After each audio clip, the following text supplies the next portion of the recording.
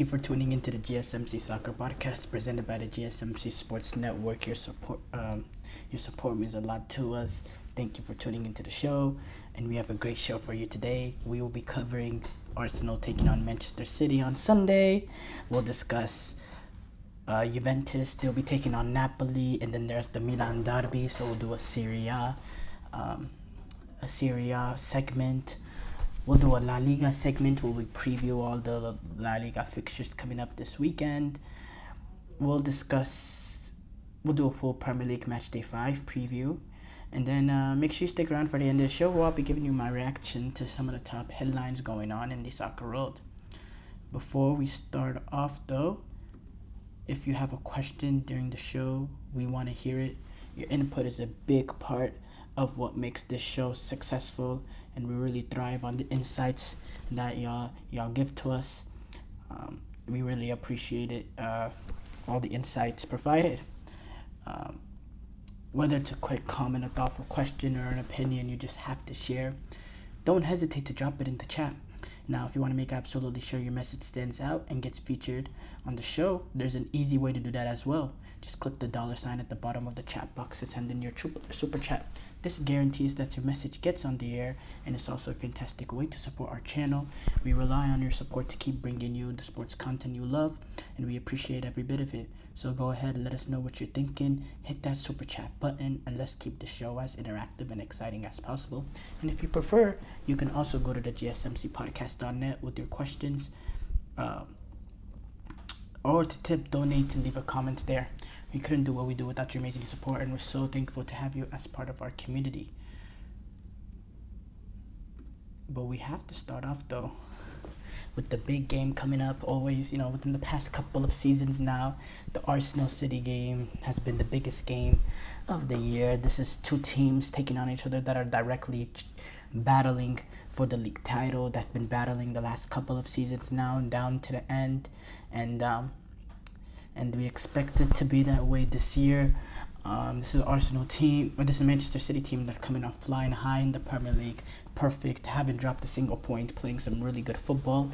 Erling Haaland, we know he scored in every game so far this season. He has 9 goals in 4 Premier League games. He's been absolutely on fire. He's been absolutely dominant, and he's been red hot for Manchester City, and he's a big part of what makes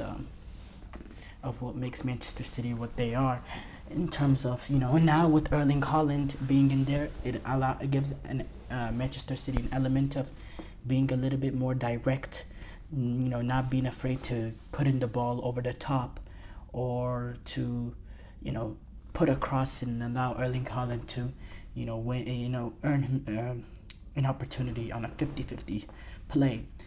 Erling Haaland has been an absolutely top-class player now for the last couple of seasons, and there's been a lot of criticism that's came this way in certain moments, certain games, that he doesn't have his best affair, but it's just nitpicking when it comes to Erling Haaland. When it comes to someone that does what he does, have the output that he has, they're just gonna try to find something. They're gonna find something, and there's an obvious weakness to his game in that he's not someone that will drop in midfield and be the most creative player, but he's still a great goal scorer, an amazing player, and someone that should be respected.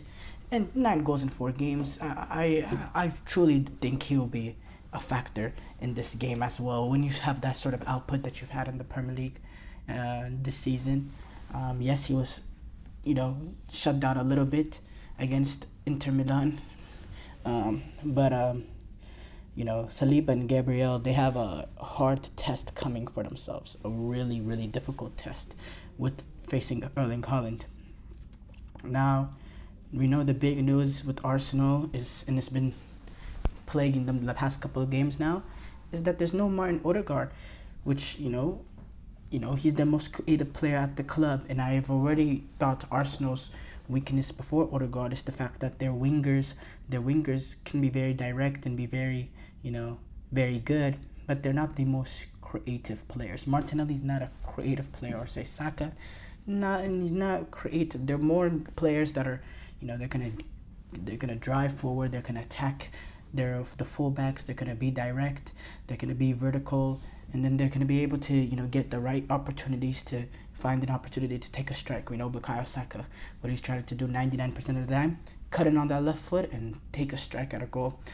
They're not the most creative players. They can create for themselves, but they don't really create for others. With Martin Odegaard, that's what he was there, primarily to be the creative outlet in midfield. Now you lack that creativity going forward with the fact that you don't have the most creative wingers. Now there's two approaches that they can do. One approach is go line up the way that they lined up was Tottenham against Tottenham, bringing Trossard in there, allowing him to play a little bit more central role, playing linking with Havertz, yes. Or you bring in Gabriel Jesus and you drop Havertz to play that sort of, not particularly a number 10, but that advanced 8 playing off of Gabriel Jesus, which he'll provide you. He will provide you a player that, in the edge of the area, he'll be dangerous, and he's a really good player. He can play in tight spaces, and he's overall, he's a quality player. But the creativity that Martin Odegaard provides playing in that position compared to what you're getting from Kai Havertz, in terms of creativity, nowhere near the same level. You're getting nowhere near that creativity when you have Kai Havertz playing in there, but you do get a little bit something else as well. So for me, I think that's the main thing. We see the way Arsenal have played this season, and by the way, it's they've had a ridiculously hard start to their Premier League campaign, and I don't mind Mikel Arteta sort of not playing park the bus football, but playing a little bit more pragmatic when you have the schedules that they have, when they've had the schedule that they've had to start off the season. There's a team that's already played Villa away. Villa, a team that finished in the top 4, Tottenham away, a North London derby, and then now they have to go to City away. That's ridiculous, I have to say, and I understand Mikel Arteta going a little bit more pragmatic, just trying to nick as many points that they can. And by the way, in the Villa and Tottenham game, they played a little bit more pragmatic, but they got 6 points. They were perfect in the 2 games. They nicked their goals. They nicked their opportunity. They took advantage of the opportunities when they came. They were defensively really, really solid. And that's what I believe. We're going to see more of that against City. It's not an Arsenal team that are going to go in. They're going to open up. Even going back to last year when they took on City, they were a little bit more on the back foot. And this was a City team that was reeling. They came off a disappointing result. They were...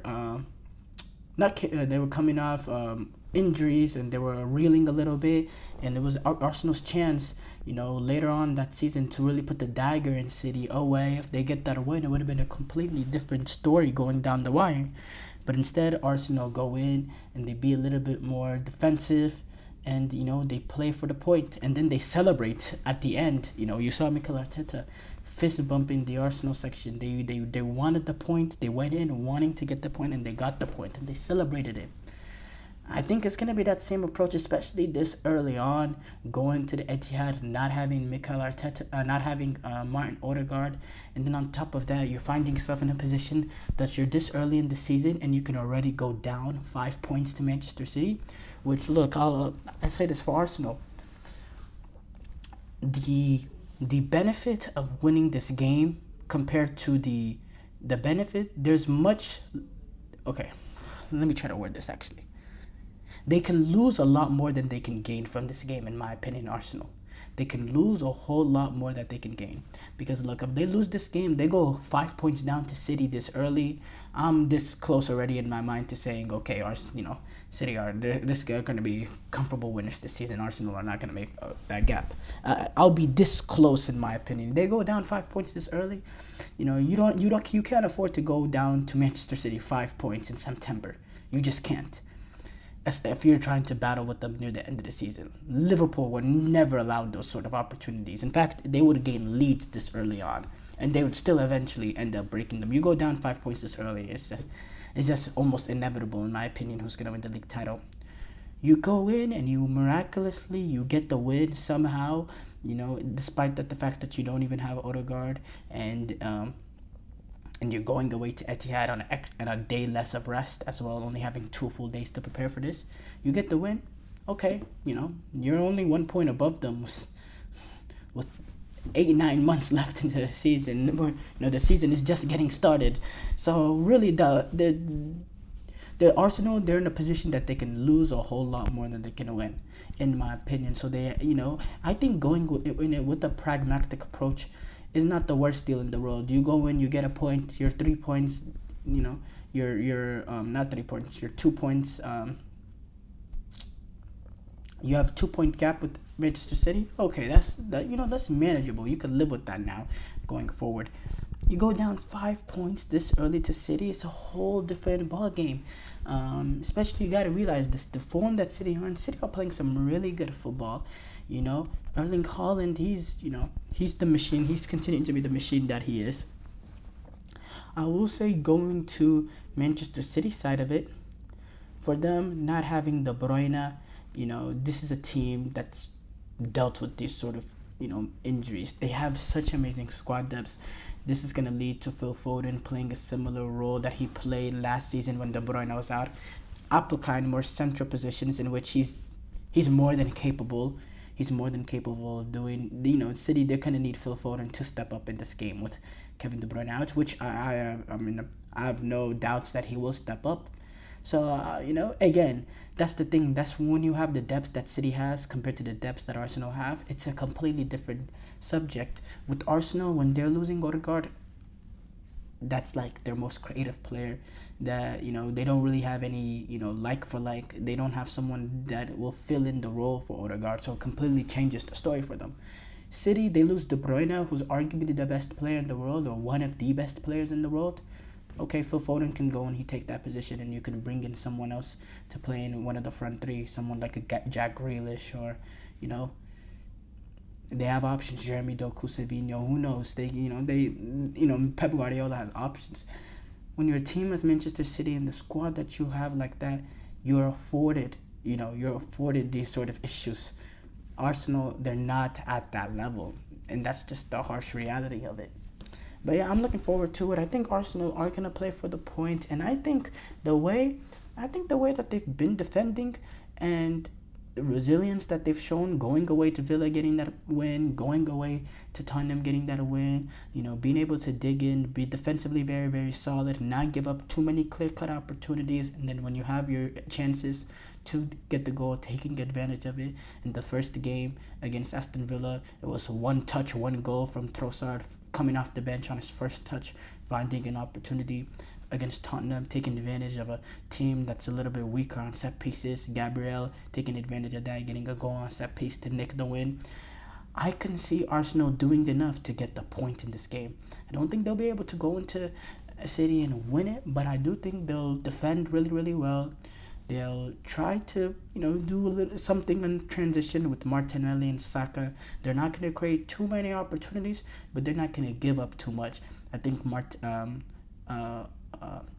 the defensive intensity is going to be at a very high level from Gabriel and William Saliba, and they're not going to let Erling Haaland, run in behind. They're not going to afford him the space to run in behind. They're going to close up pockets of space. They're going to make it very, very difficult. They're going to be aggressive with Erling Haaland. And, I think it's going to be a point for each. And I do think Phil Foden coming in for De Bruyne is not that huge of a loss for Manchester City, but I still think you're losing something with the creativity of De Bruyne not being there. And I think with Arsenal probably being pragmatic, that might be something that City will miss in this game, that creativity of his ability to find that ball out of nowhere. So yeah, I do think Arsenal will go in there and get a point. And in my opinion, it's a crucial point, because again, they lose this game, they go down 5 points this early. It's my opinion, it's almost 9-9. Short break here coming up. When we come back, we will do a full preview of some Serie A games this weekend, like Juventus taking on Napoli in the Milan Derby. I feel like I'm losing my mind. Is everybody in the world blind? Please, Lord, give me a sign, a sign. I feel like I'm losing my mind. Is everybody in the world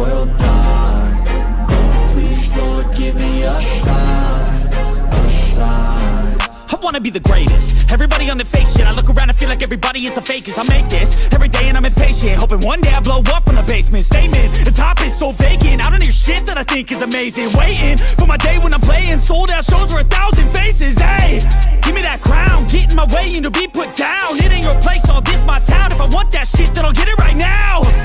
I'm losing it, the noose it fits. I'm losing shit, a stupid myth. You choose to live or choose to dip. You choose to fight or lose your grip and lose a gift. Oh, I feel like I'm losing my mind. Is everybody in the world blind? Please, Lord, give me a sign, a sign. I feel like I'm losing my mind. Is everybody in the world blind?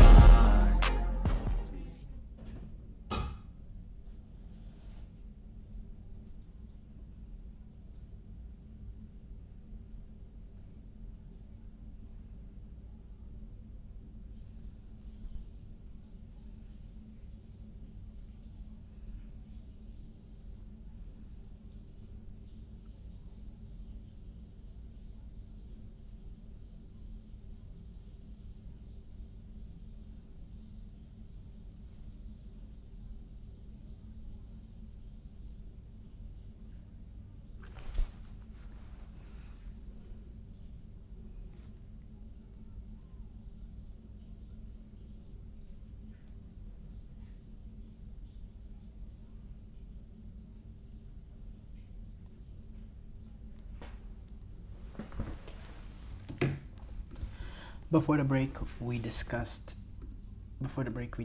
Arsenal taking on Manchester City.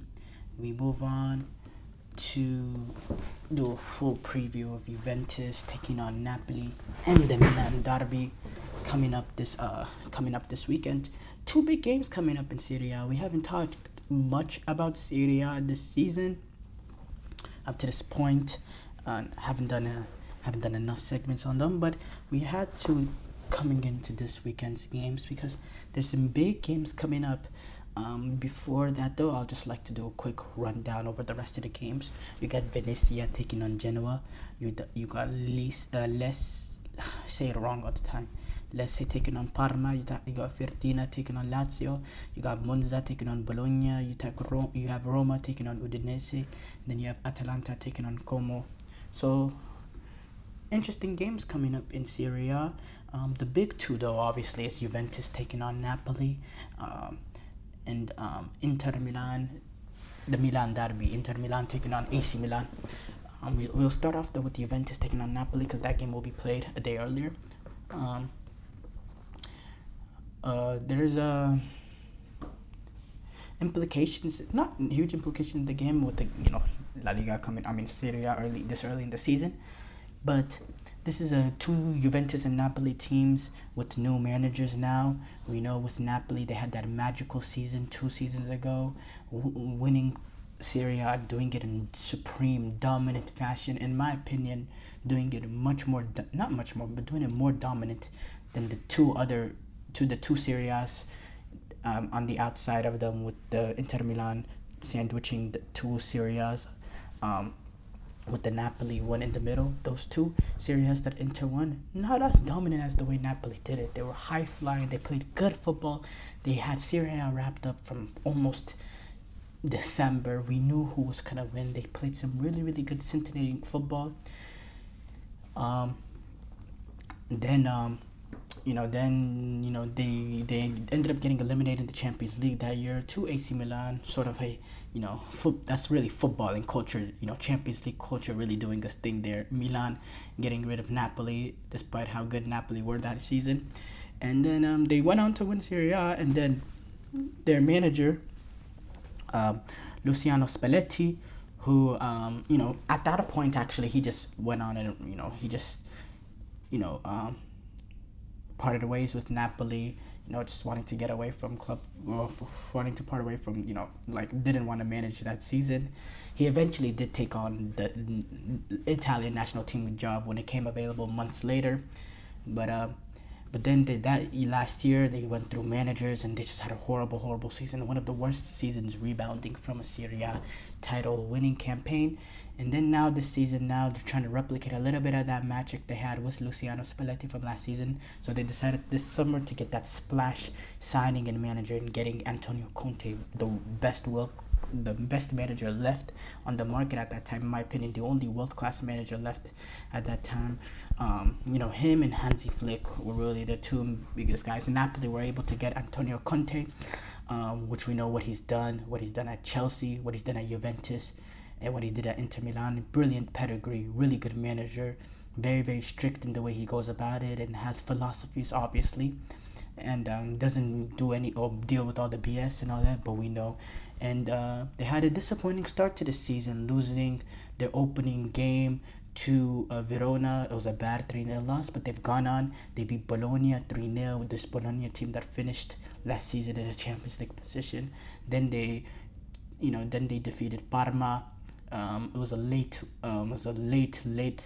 one against Parma. They took advantage of Zion Suzuki getting a red card, and then in stoppage time getting the equalizer from Lukaku in the 92nd minute, and then in the 96th minute Zambo Anguissa getting the winner. Really a very fascinating game to watch there. And then they had their third win of the season, where in my opinion they really came to form. They had a really good performance in which they smashed Calgary 4-0, and they were very, very clinical and decisive with their opportunities. Keep in mind as well, we know the situation with Osimhen and Osimhen and Napoli. In terms of him, he was trying to find himself out, couldn't really find a way out. Antonio Conte not wanting to do anything to do with him because he just assumed that Osimhen is gone, and he already brought in his man Lukaku. So Osimhen was shipped out to Galatasaray and Turkish league, and now Lukaku is the main guy up front leading the line. We know the success that Lukaku has had for Antonio Conte. So Napoli, they're finding their form, and Antonio Conte, even against Chelsea that year that he came in, they won the Premier League. He started off a little bit slow. If you remember, they had that really bad loss where they lost to Arsenal 3-0, similar to the loss that Napoli suffered against Verona to start the season. But Conte was able to figure it out, and I think we're seeing that with this Napoli thing. I think he is going to be able to figure out, because this Napoli team, there is still quality in this team. Lukaku has played his best football career under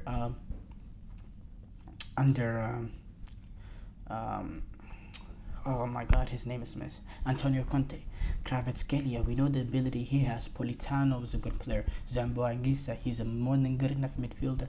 Spinazzola, as well, Buongiorno, Di Lorenzo. This is a team with some quality, and they also have some new players coming in that are kind of, find themselves way to fit. In Billy Gilmore, Scott McTominay. I think Billy Gilmore is the really big one in terms. He has quality in midfield. He's a cute and clever player, tidy in midfield, and he can be a connector, a good connector from the back line to the front, and he can start off attacks. And he has that ability in midfield. I think as he gets more comfortable with Serie A, I think he'll be a big part of what Conte is trying to do with this Napoli team. I think Scott McTominay as well, in Man United, a little bit frowned upon, but this is a guy that he'll get around the box and he'll score goals, and he'll do the defensive work, and he'll give you a good work rate, and he'll do good for Conte. He won't necessarily be a starter game in, game out, but he'll be a really good piece for Napoli as well. So I like what they're building there. And then as far as Juventus, similar situation, not really similar, with Thiago Motta coming in. Motta had a really good year with Bologna last season, getting that team into the top four. A manager that's proven to make a team better than the sum of their individual parts. They've started off their Serie A campaign not great, but not horrible. 2 wins, 2 draws. They also got a win midweek in the Champions League. This team also a little bit in transition as well. They got some player Vlahovic. Yildiz, who's actually had a pretty good season, scored a really nice goal in this past game. We know what Locatelli can do. Douglas Luiz was the big signing coming in. Coop Miners as well. He's a really good player. Defensively, Bremer, Gatti, and then Thuram. We know him coming in as well. They got the Americans in Weston McKennie and Timothy Weah. That's also an important part of what they're trying to do. Weston McKennie was actually scored a goal in the Champions League midweek as well, despite trying almost being forced out by Juventus, them taking him back in. We know what it is with Juventus. They're in a little bit of transition. They're trying to build something with Thiago Motta. I'd like to see which experiment, these two experiments coming out. I do think Napoli is a little bit more advanced because I do think the quality is there from Napoli. I think they still, they still have the ability. A lot of these players were involved in that team that just won the Serie A 2 seasons ago. And they did it in amazingly fashion. Now with another world-class manager coming in with Antonio Conte, I'm really looking forward to that. The other game that I coming up as well that we need to talk about, the Milan Derby. Inter Milan starting off the season not great for their standards, 2 wins, 2 draw, but we know what they're capable of. They're defensively really, really solid. We saw them going to the Etihad. This was Erling Haaland that scored 9 goals in 4 games, and they completely shut them down. They're defensively really, really good, and they also their ability to play on the break. And the great thing about that Manchester City game is Simone Inzaghi. He was able to give Dumfries, Lautaro Martinez some rest. De Vrij, he was able to give them rest in this game. He didn't have to go with the full-fledged 11, and he was able to give his key players some rest. So he has them ready and fit and firing for this Milan Derby, this high-intensity game.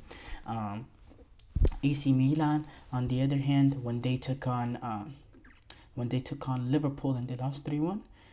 They went in there with the mostly first 11 they played with, which I'm not blaming them for, but they did go in with the full 11 there and they didn't get the result. But the thing is, obviously Inter Milan, they're the better team. They're defensively much more solid than AC Milan, and they provide a little bit more on the break. They won Serie A last season. They've won Serie A 2 of the last 3 times. Now I think this is the sort of result you started off Inter Milan 2 wins, 2 draw. This could really springboard them into another Serie A title campaign this season to win it all again. These are the sort of games, these sort of big games, so rivalries, a derby. So obviously you throw everything out of the window. You throw form out of the window. So I'm very, very looking forward to it. And I think this game, I think this game is going to be very, very exciting. And I'm looking very forward to it. Short break here coming up. When we come back, we will preview some of these weekend's La Liga fixtures. Looking for your daily fix of sports talk without having to pay for it? GSMC Sports Network is available on YouTube. Just search GSMC Sports Network. Get your fix of daily sports talk shows on YouTube, absolutely free. NFL, college football, NBA, MLB, MMA, UFC, fantasy football, and so much more. GSMC Sports Network has shows running all day long, with new sports shows starting every 2 hours. Just like on your favorite cable sports channel, except GSMC Sports Network is absolutely free. Just search GSMC Sports Network on YouTube to catch one of your new favorite shows, like the GSMC College Football Podcast, Chip Shot Football Podcast, Hoops and Heels Women's Sports Podcast, GSMC Basketball Podcast, and so many more. Check it out for yourself. GSMC Sports Network, now available on YouTube absolutely free. Search GSMC Sports Network on YouTube right now.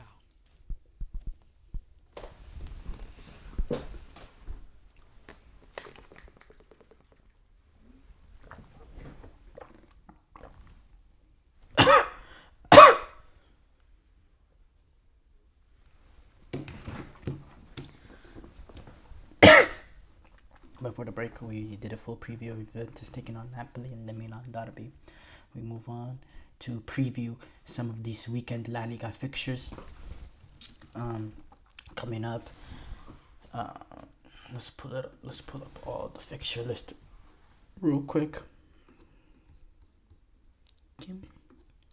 Give me 1 second here. We're having slight technical issues, but yeah, some big games coming up.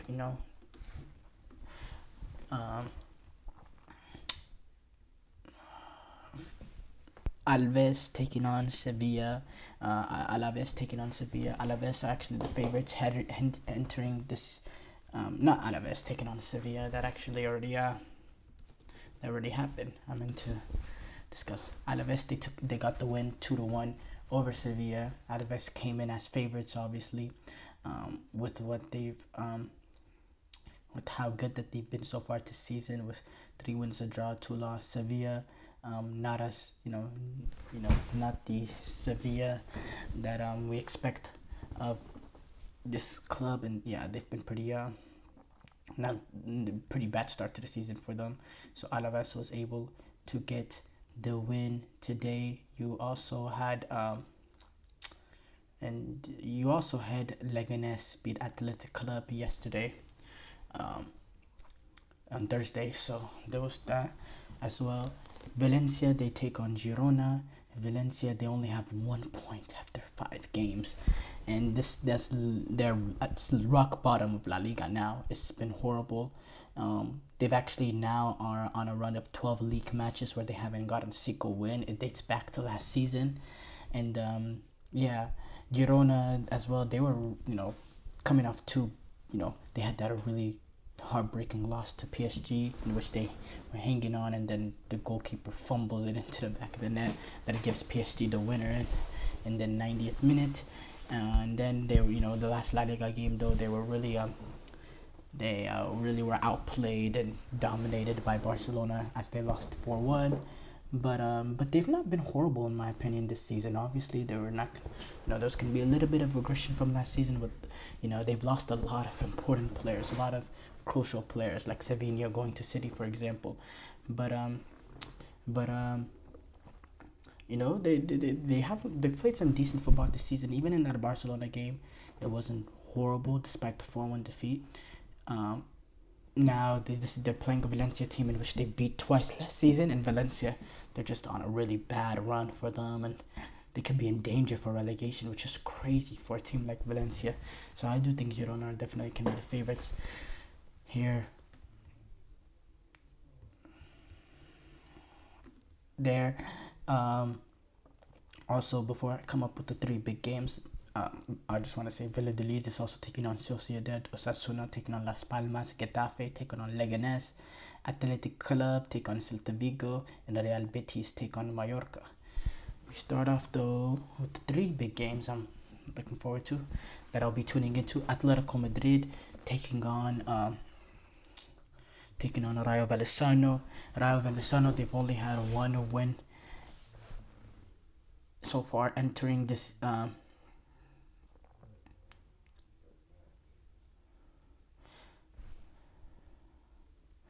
No, Vallecano, didn't they play did they not take on Osasuna in 1? Yeah, they did. I thought they did. Yeah. So they have 2 wins so far entering this game against Atletico Madrid. Last season they finished only 1 place above the relegation zone, and they're expected to be around that mark yet again. And Atletico Madrid, obviously, they're coming off that high flying midweek Champions League game where they got a late winner with Jose Jimenez. You would think maybe there might be an emotional letdown entering this game, but we know Simeone is gonna have them firing. Julian Alvarez, he scored his first goal for the club in the last against Valencia. So I'm looking forward to this one. I think Atletico Madrid are definitely the favorites, and it's gonna be a really fun game to watch. Real Madrid, they take on Espanyol. Look, Real Madrid, they've suffered with some injuries, but they've still gotten their results, and they're just much better than Espanyol. They're just much better than Espanyol, and that's really what it comes down to. Espanyol is another team with Valladolid and Valencia. I think are going to be around that battle to get relegated this season. And this game is going to be played at the Bernabeu as well. Osasuna, Real Madrid, they're just fantastic. Or an amazing team. Players like Endrick are getting on the score sheet as well. We saw what he did midweek, that goal he scored. They're already 4 points behind Barcelona, so there are not going to be any they're not going to be any room to play around. They're going to be focused. They're trying to close the gap with every game comes. And so there's not gonna be no complacency here for Real Madrid.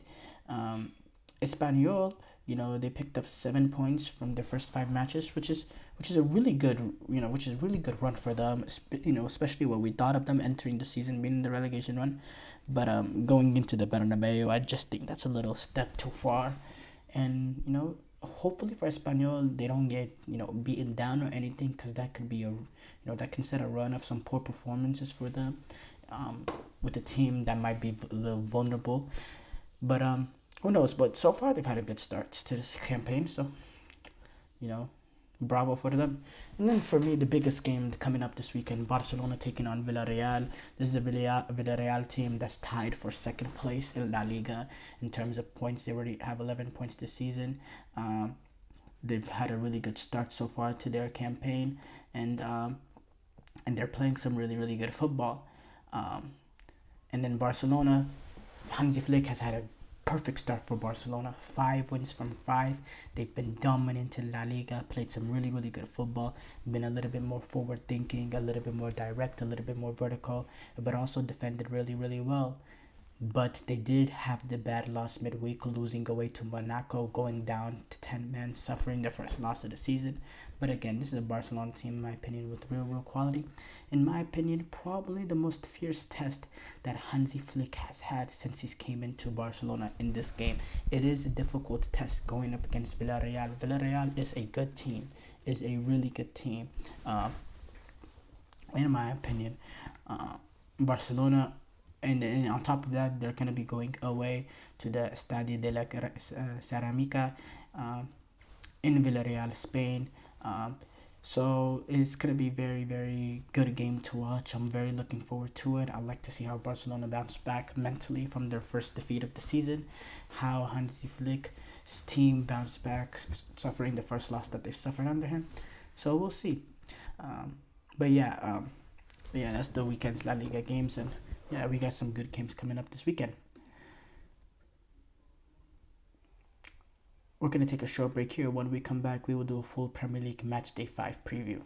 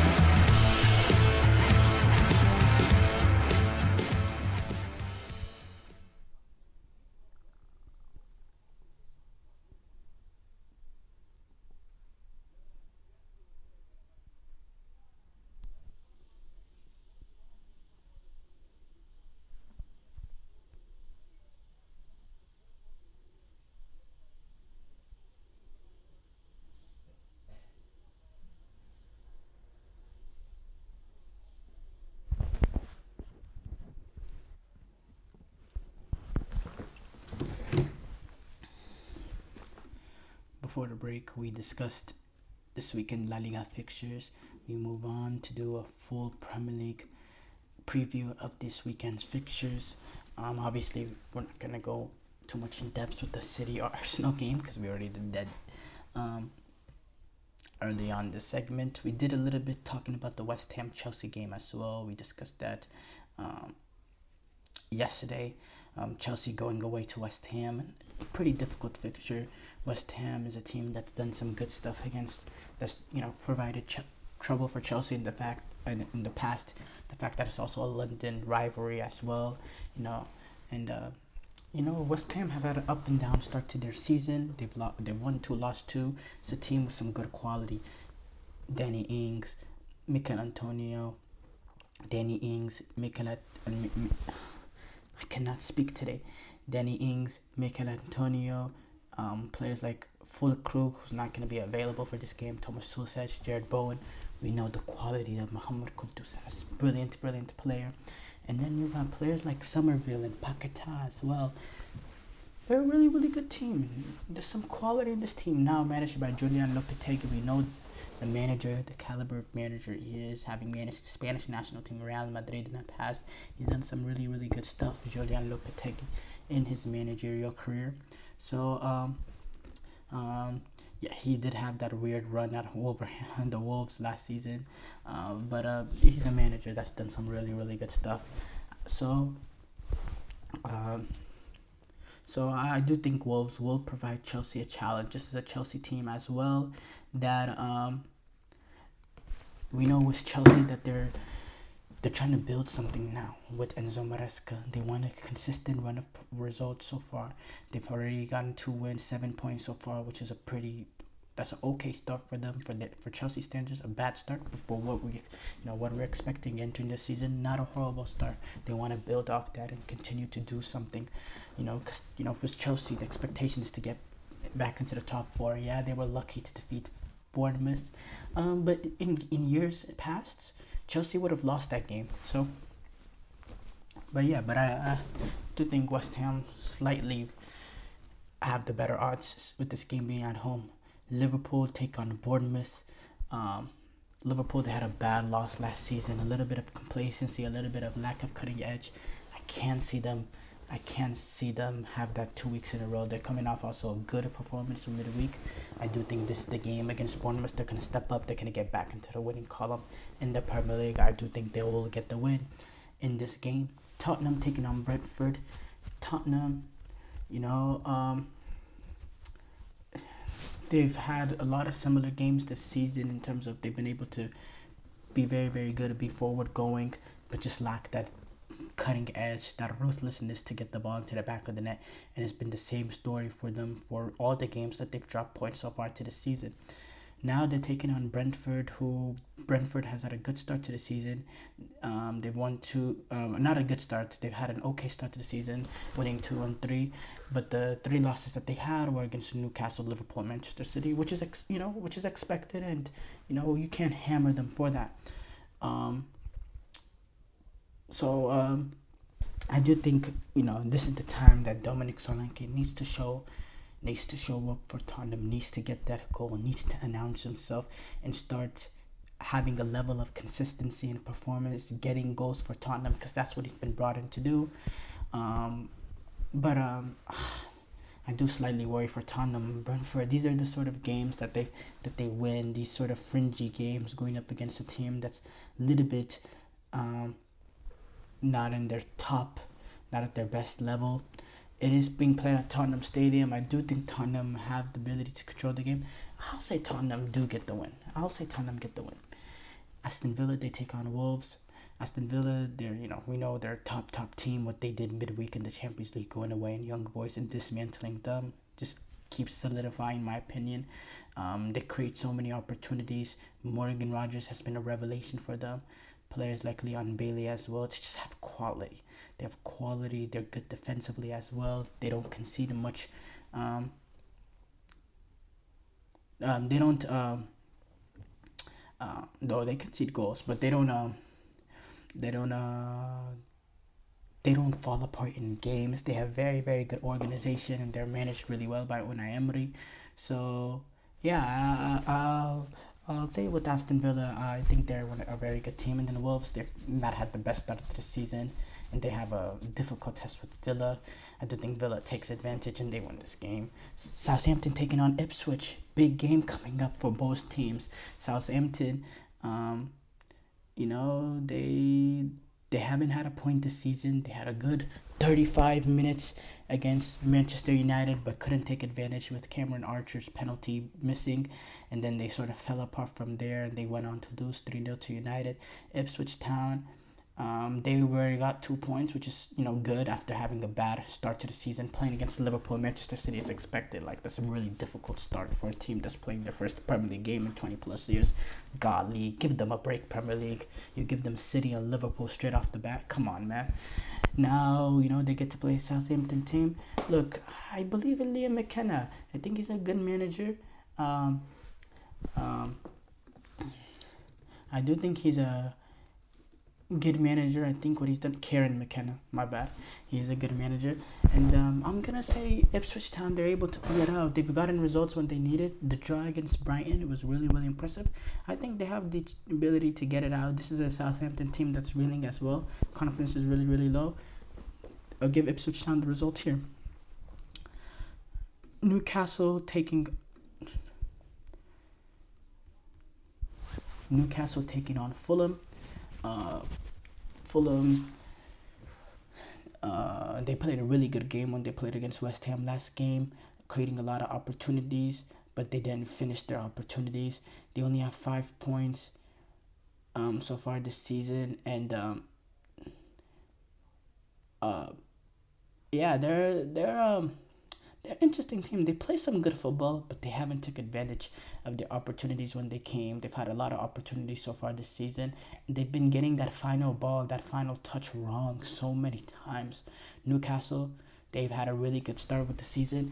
In a lot of games, not playing the best of football, not dominating games per se, not being more on the front foot. In multiple games now, taking advantage of their opportunities when they come and being ruthless. But 3 wins and a draw so far. Really good start from them as they're trying to, get back into the top 4 after missing out on Champions League football last season with how injury ravaged that they've been. I do think the quality with, Alexander Isak and this Newcastle group, just the ability of Alexander Isak, of Anthony Gordon, of Bruno Guimaraes, Joe Wellington, Tonali. I just think it will be too much at the end of the day for Fulham, because my main quarrel with Fulham is, you can play decent football, but again it's this, to a lesser extent, it's similar concept to Tottenham, in that you create opportunities and you find yourself in good transitional moments, but you're not taking advantage of them, and you don't take advantage of them. Newcastle will. I think Newcastle took advantage of Tottenham, and I can see that exactly happening with Fulham as well, because Fulham is not as talented as Tottenham are. So I think Newcastle gets the win. Leicester taking on Everton. I'm going to plug my charger with this. Leicester taking on Everton.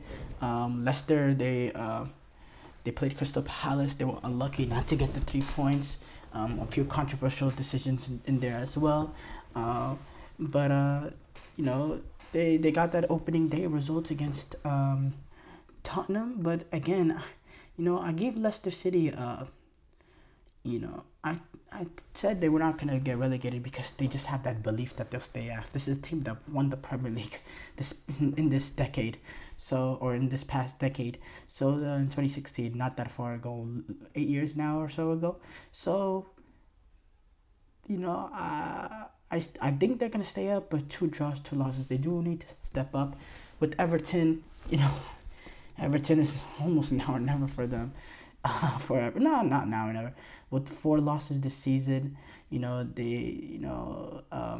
had the first 2 bad losses, losing a combined 7-0 to Brighton and Tottenham, conceding 3 to Brighton, 4 to Tottenham.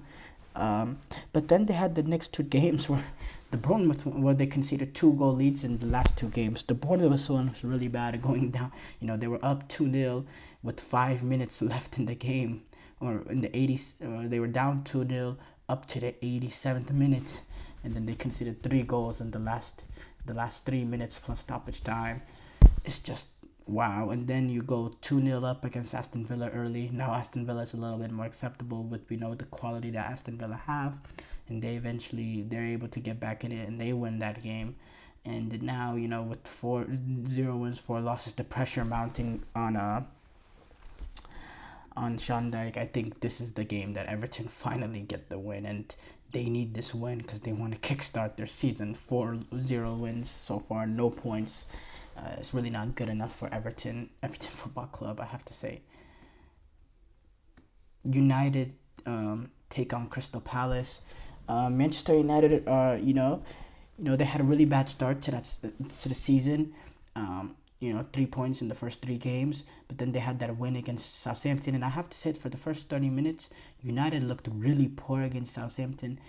Once the penalty kick miss happened, it sort of shifted the momentum, and then they looked like a proper team, and they were able to control the game. Then they took over Barnsley midweek, a lower league team in the EFL Cup, and so there's a little bit confidence rising. The biggest thing of those 2 games is Marcus Rashford has been able to get on the goal sheet, and we know if he's able to get confident in his fit and his forming, he's a really, really good player for a next 6-7 months period or so. So can that be the start of a good run for Marcus Rashford? I think maybe, because that's a good run for him now. And it doesn't take much to get him going. That's the thing. And Ten Hag, he's been very, very, very, very reluctant and persistent to keep with him. So he's been reluctant to take him out, and he's been persistent in keeping him. Maybe he's waiting for the good Rashford to rear his head as well. So, yeah, I do think United are going up against Crystal Palace. Palace, they've had a rough and bumpy start as well to the season. They on both sides, defense-wise, they concede goals. Attack-wise, they don't create as much as I'm expecting them to. So, and then I do think United, confidence is rising. This game is played at Old Trafford. No, it was actually played at Selhurst Park. My bad. I don't know, actually. I don't know. I think I'll go for a point for both teams. I think a point is a good outcome. Brighton taking on Nottingham. Brighton have had a really good start to the season. They created a lot of opportunities. They played some high flying football with Fabian Hursler coming in, an unknown manager. Really good start for them. Nottingham Forest. They had that great win last week against Anfield, taking advantage of a Liverpool team that lacked that little bit of cutting edge and had the ruthlessness through Callum Hudson-Odoi to find that strike to give them the lead later on. But I think Brighton, just the quality in the way that they defend really, really well and have players on the counter, I think Brighton will take advantage of this Nottingham Forest team. And then obviously the last game is Arsenal City. We discussed that early on. So that's this weekend's preview of the Premier League games coming up. Short break here coming up. When we come back, we will react to some of the top soccer headlines going on in the football world.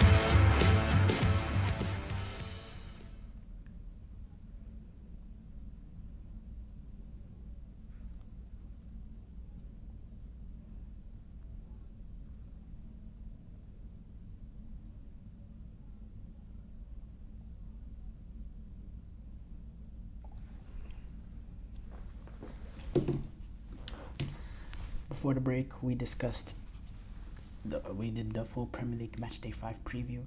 We move on to react to some of the top soccer headlines going on in the soccer world.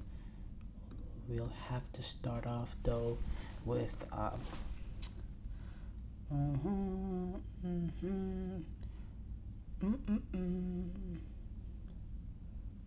there was oh yeah, Ronaldo, Al Nassr now being managed. We know Stefano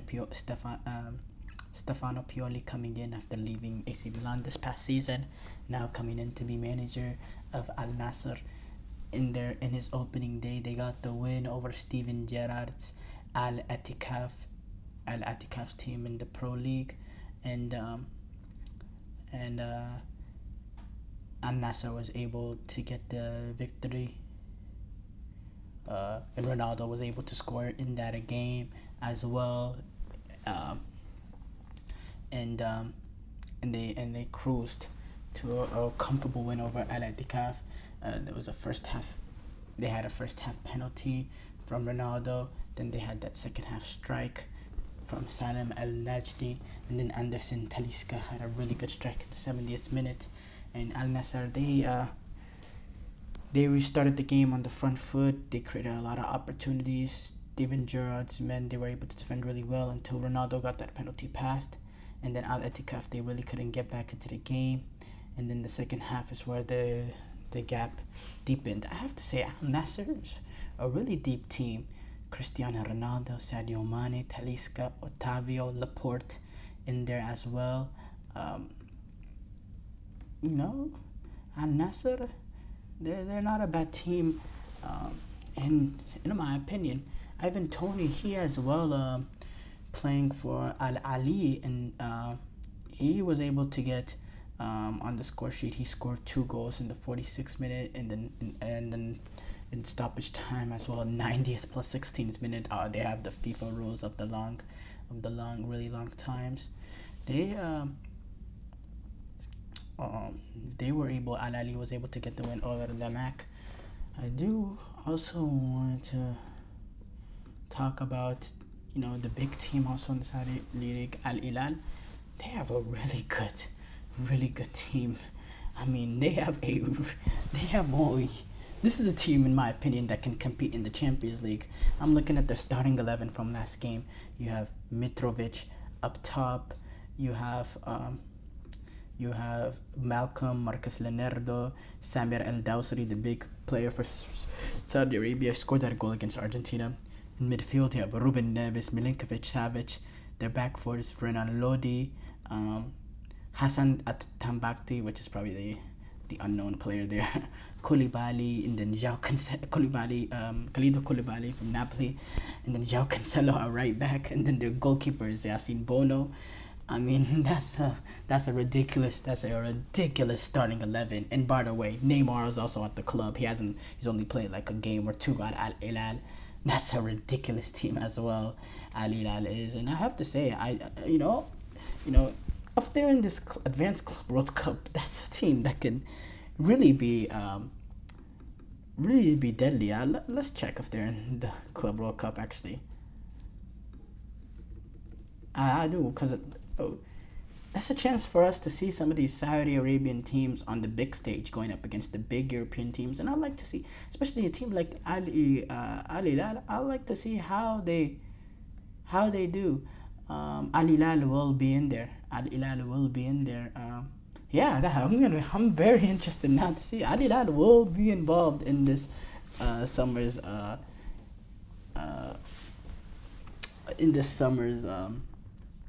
Club World Cup. So that's gonna be a fun thing to watch. Obviously, from the European teams, there's gonna be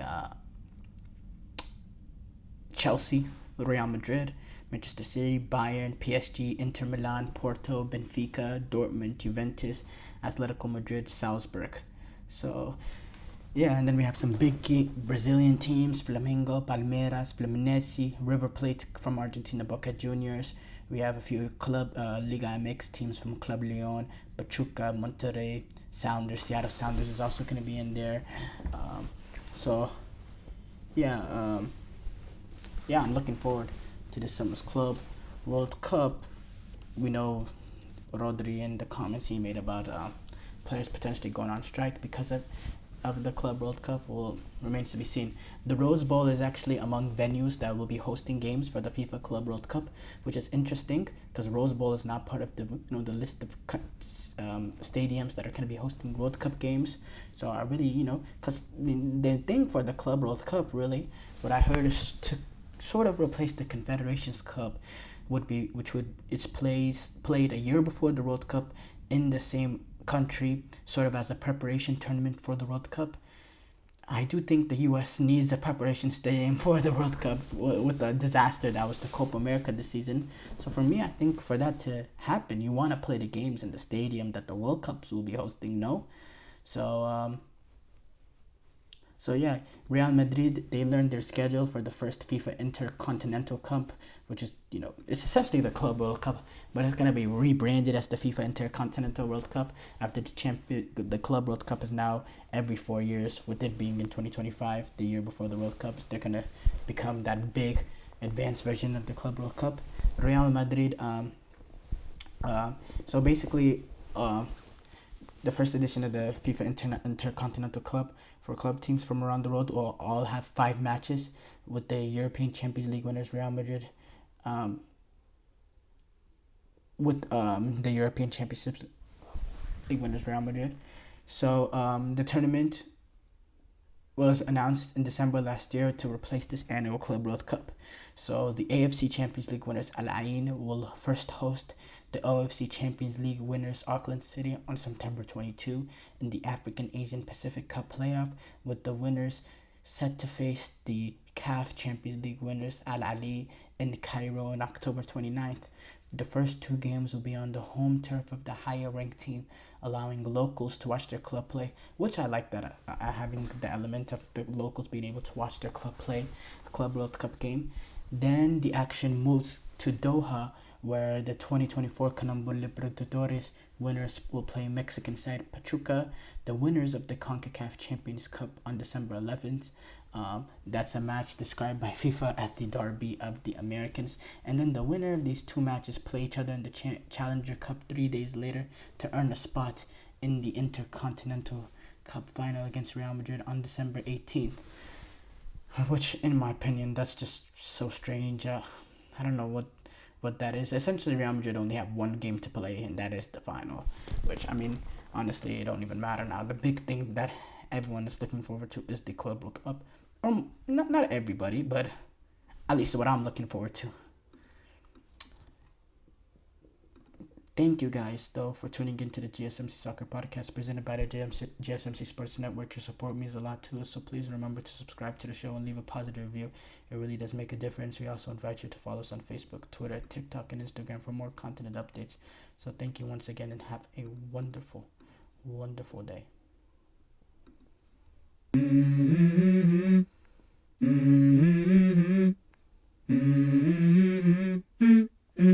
Let's go.